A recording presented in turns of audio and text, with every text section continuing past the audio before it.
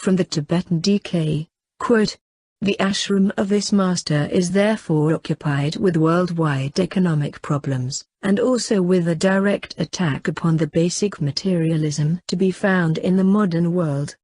The problems of barter and exchange, the significance of money, the value of gold, a basic symbol of the third ray of active intelligence, the production of right attitudes towards material living, and the entire process of right distribution are among the many problems dealt with in this ashram. The work done is enormous and of great importance in preparing men's mind for the return of the Christ and for the new age which he will inaugurate." EXT 666. End quote. JPC. It is truly grotesque indeed that grains and food crops are diverted away from human consumption and into producing oil, petrol and diesel. A product of the green and clean energy pursuit has been the investigation of fuels not produced from fossil fuels. This is a great mistake, as food needs to go to feed people, preferably, and of course that is, all people. The striving for cleaner energy will not be found in crop fuels. 2 or 3 cars per family are the problem, whilst social or public transport, and housing, is underfunded and underused. Often people work too far from home in jobs that really don't exist in a sustainable manner.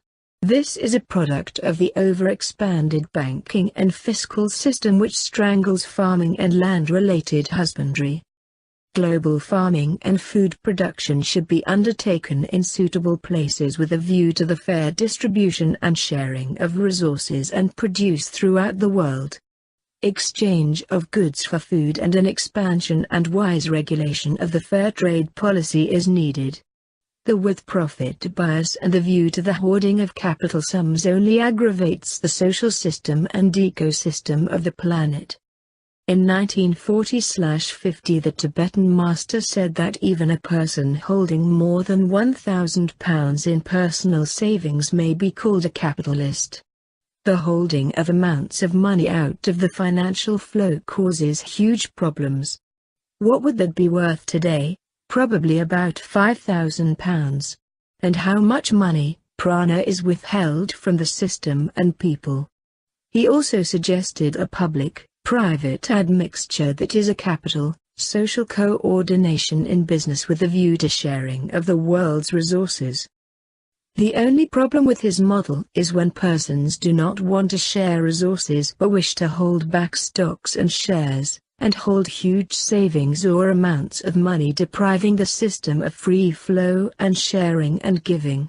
In my mind we can see the drying up of finance, money due to the reluctance to allow the free flow of monies because of their fear of not getting it back, as it is only given with a view to making profit through charged interest. DK teaches that happiness and success are not dependent upon the possession of things or material goods. The very idea is a mistake of the labor movement with their strikes and demands for more and more money. We can see where the world has gone wrong. The general public has reacted wrongly to the spiritual inflow of energies and rebelled against the curtailment of the steady inflow of material goods. The very life emphasis should be towards the curtailment of possessions and goods and the amounting of large sums of money. In this humanity has erred grievously by placing emphasis upon those things which benefit the form or physical nature of life. Decay and hierarchy is very clear, is it not? This age of extreme capitalism is stifling the very life breath of humanity as we see increasing tuberculosis, unprecedented in Asia, with increasing asthma and spiraling of the breath away from the form, with also excessive pollution and waste products stretching almost beyond the capacity of people to manage. This is selfish and saddening to note, according to DK, and a solution must be adhered to along the lines of goodwill. Most businesses and organizations are excessively in debt to the banking institutions which are corrupt and run the country and the world. In short, we are all, humanity, in a position of indebtedness to the financial institutions. In the UK every man, Woman and child owes £40,000 when the total national debt is averaged out per person. I am not sure if today 2008, we can assign what DK wrote about Russia and her war on capital as exactly the same as when written. Elsewhere DK said she was not free of capital interests, and today we might consider her financial interests as being highly capitalistic. Russian billionaires are numerous and powerful. JPC. November, 2008. JPC, Capital, Labor, and Employment. The problem which exists between capital, labor and employment are deep-seated and have their root within the very essence of separation. In the past, capital held its interests only for the gain and profit of those who sought to exploit those who, because of their vulnerability and need, could be put to work in appalling and often highly dangerous conditions of work. Capital, because of its hold over the wealth of the particular country in which it resides, almost always seeks to protect its own selfish interests at the expense of the others. Capital works in the interests of the few at the expense of the many. Capital, it must be said, is almost always used to produce further wealth of some description with the aim of increasing the original sum of capital or moneyed accumulation. It is the law of economy held in suspension and inverted for the acquisition of the amount of pranic energy the capitalist can procure for selfish interest. Labor, quite obviously, is just that, the labor or hard work and toil an individual gives in return for a sum of money to keep his or her wherewithal and provide means and provisions for sustenance and survival in the world. This work or effort is the means by which the vast majority of people are required to produce that which may be sold and traded to increase the wealth and financial interests of the already well-off. In the past, little thought was given to the need of the individual employee. Their own lives were given up to the employer, who often did not see a human soul or individuals in need of basic education, health requirements, clean sanitation or working conditions and environment. It was barely recognized that people who made up the workforce had needs of their own, such as access to study and spiritual development. Often the general health of the masses was extremely poor, due mainly to this early fundamental failure or selfish refusal to recognize their need. The level of education of the average laborer, farmhand or factory worker was usually nil. This worked in favor of capital, as the people remained largely unquestioning and ignorant of their own plight and lack of access to higher requirements. The cost to the employer for their labor and subservience was almost nothing compared to the extremely long hours worked, and of course individuals were plentiful. However, the rise of the trade unions and the Labour Party did much to balance the stranglehold that capital had over the mass of workers whom it exploited so unashamedly. Through the strength of the group, they brought bargaining power through a united front. Wealthy capital employers were faced with having to recognize their needs of better working and living conditions, fairer wages and more reasonable working hours. Certain families and individuals born within the wealthy echelons of capital did much to relieve the squalid living and working conditions of the people. Quote, capitalists and labor leaders, financial experts and thinking workers, and members of all the differing ideologies which are prevalent in the world today are to be found actively working within this ashram.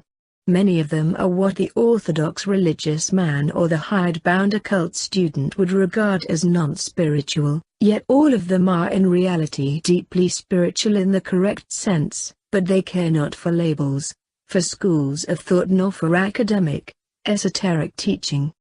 They exemplify within themselves a livingness which is the hallmark of discipleship. EXT 666. JPC. Their sense of conscience and fair treatment, together with their innate sense of brotherhood and compassionate understanding, brought sweeping changes that reversed in England and America the generally accepted ways of poor relations between employer and employee.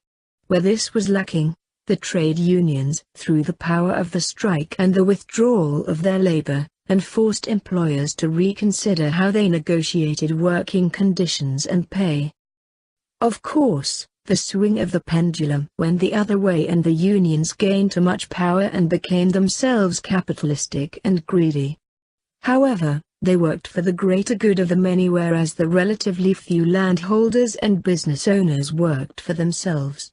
Unions, however, made it almost impossible for the genuine and honest employer to conduct his business in certain instances.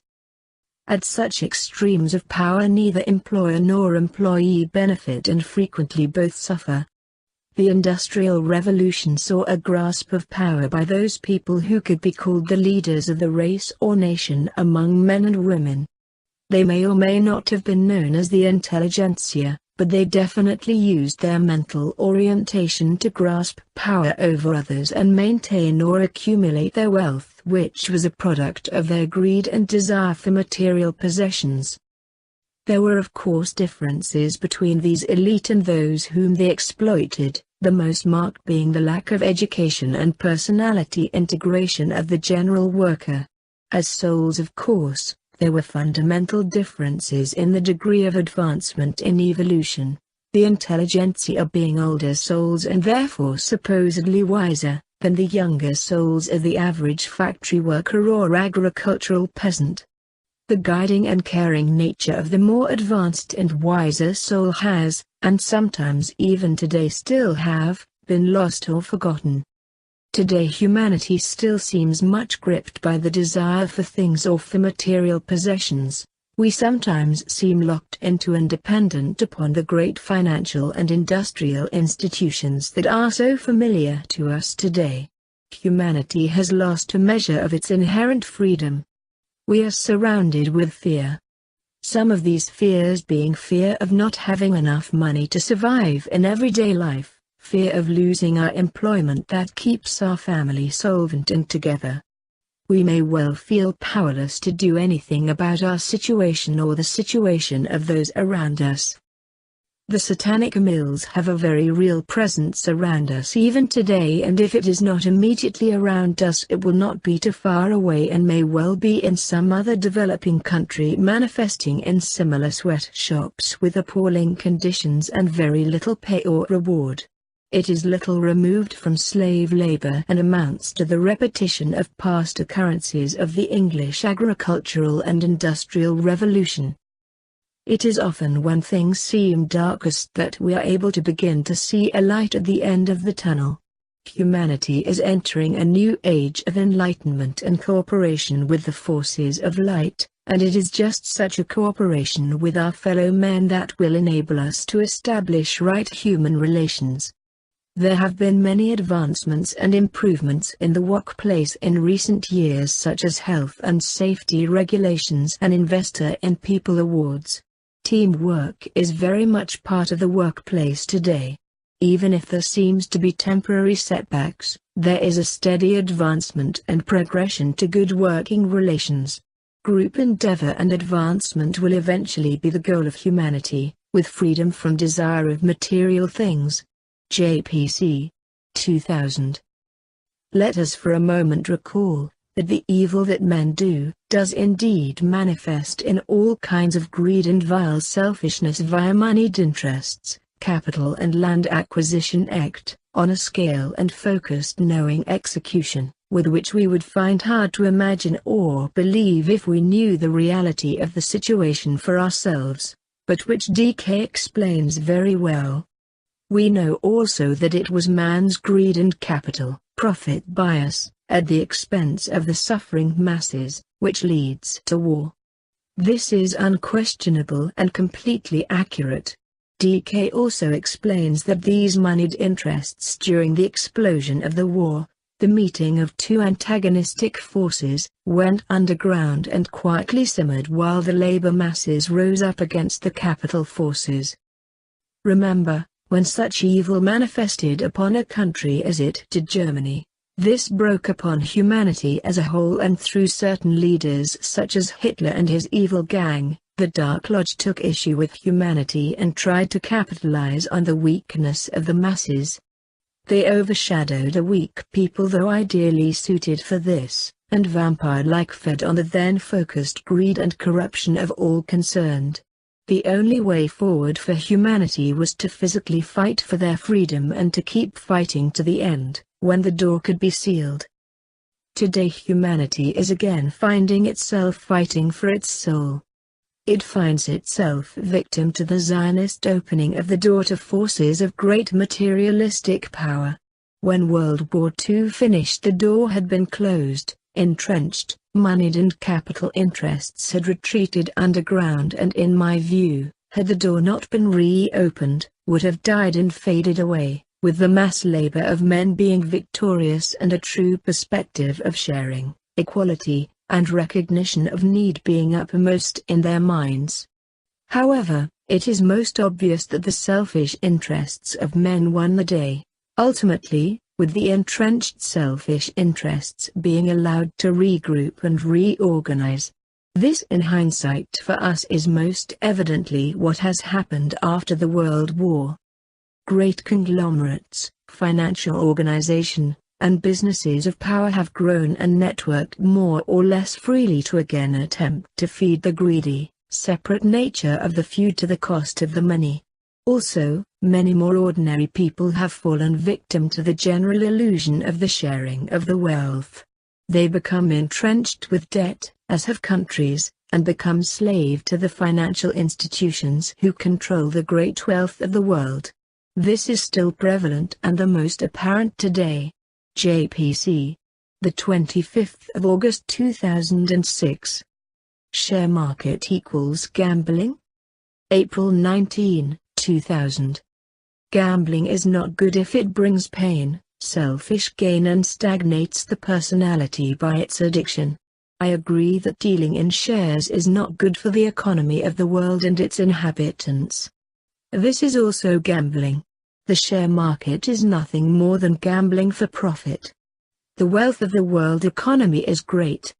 Its resources, both material and financial, are terrific, with more than enough for everyone. Unfortunately, the vast majority of this wealth and its resources are tied up by large institutions as well as individuals. This is nothing more than a selfish grasp of money for the personal gain of the shareholders. Money needs to be looked at as a spiritual flow of energy that needs to freely circulate to meet the needs of everyone and not their want. So in a lesser scale, even the small-time share dealing of an individual is tying up the world financial situation. Our economy is currently a very selfish-orientated one. As long as it is based on profit, then there will always be many that go without the basic essentials needed to sustain a moral and humane existence. There are of course many organizations throughout the world that does not have this selfish philosophy, i.e. non-governmental and non-profit.